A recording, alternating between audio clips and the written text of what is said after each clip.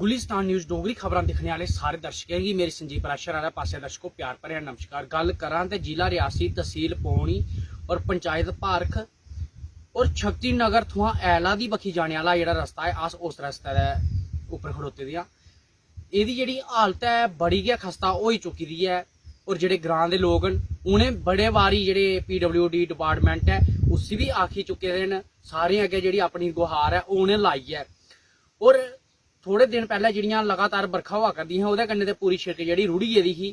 और अगर खास कर मैं गल करां इ'नें इत्थूं दे जेहड़े लोग न बसनीकी न ते उ'नें जिंदे जेहड़े बच्चे न स्कूलें जाना होंदा जां कालजें जाना होंदा ते उ'नें किश किलोमीटर दा जेहड़ा सफर है ओह् तय करियै फिर उत्थूं गड्डी पकड़दे न।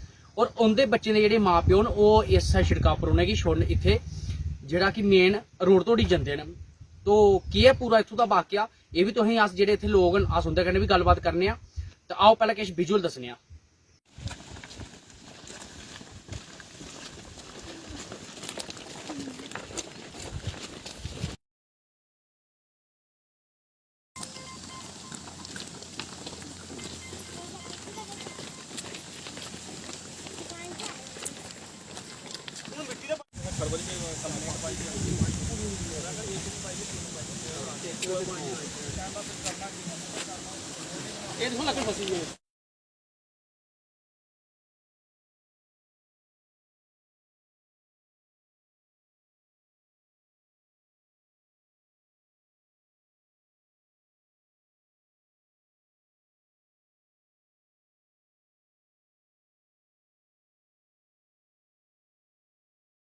जियां कि हून तुसेंगी असें इत्थूं दे विजुअल दस्से न ते एह् जेहड़े खड़ोते दे न साढ़े कन्नै वीर होर, एह् भी अपने जेहड़े बच्चे न स्कूलें छुड़े दे उ'नेंगी लैने वास्ते जा करदे हे ते असें सोचेआ इंदे कन्नै गल्लबात करचै। सर केह् नांऽ थुआढ़ा? नमस्कार जी, मेरा नाम सुरेंद्र वर्मा जी। सुरेंद्र वर्मा जी, जे गल करचै एह् जनेही खस्ता रोड दी हालत होई गेदी है ते एह् केह्ड़े डिपार्टमेंट दा एह् रोड है? जी ये डिपार्टमेंट है PWD दे अंडर जी। ठीक है। ये कोई 10 साल हो गए न जी कैंकरा पाया हा इत्थे ते मुड़िया कोई पता लैने वास्ते आया नहीं ते छोटे छोटे बच्चे स्कूल जंदे बड़े मुश्किल कन्नै अस बच्चे लियाने आं। ते जे गल करचै किन्ने किलोमीटर दा जेहड़ा सफर है ओह् घरा थमां तुसें मेन रोड धोड़ी तय करना पौंदा इ'यां गै पैदल? सर ये कोई दूरी है कोई 1.5 किलोमीटर दी है जी। ते बड़ी मुश्किल है। बच्चे छोटे छोटे इसलै बरसांत दा मौसम तुसें पता पूरा रोड रुढ़ी गेदा सारा जी। ते बड़े मुश्किल कन्नै बच्चे अस आह्नने छोड़ने आं इत्थे जी। ते बच्चे हफ्ते कोई 2 दिन दा स्कूल जंदे ते 5 दिन दी छुट्टियां मारनियां पौंदियां जदों बारिश होंदी है ते इत्थे चलने दी मुश्किल बड़ी मुश्किल है जी। दिक्खो ते तुस एह् हालत दिक्खी लैओ इंदी ते कि'यां जाना बच्चे ने मोटरसाइकल दी गड्डियां कोई बमार ही होई जा बच्चा कोई ते कि'यां लेना उसी, बड़ी मुश्किल है इत्थे। अस इ'यै सोचने डिपार्टमेंट इ'यै अपील करने कि जल्दी जल्दी मसला एह् हल आवै, रोड थोड़ा सिद्धा होई जाए ते बच्चें गी कोई परेशानी नहीं आवै जी।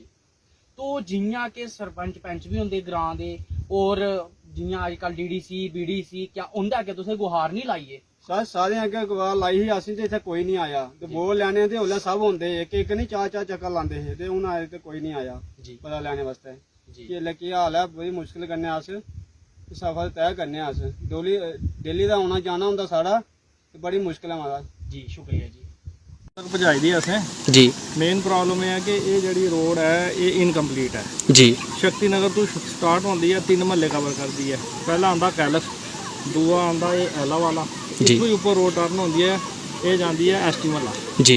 तो ये जड़ी रोड है इनकम्पलीट है सिर्फ जी है कैलस तक आती है, अगे पुली के अगे बंद हो जाती है रोड जी। तो ये बजरा जोड़ा हूँ पाना शुरू किया ने 5-7 साल तो लास्ट 40 साल तो यह रोड जी है एज अ कच्ची रोड है, बजरी वाली रोड या कच्ची रोड।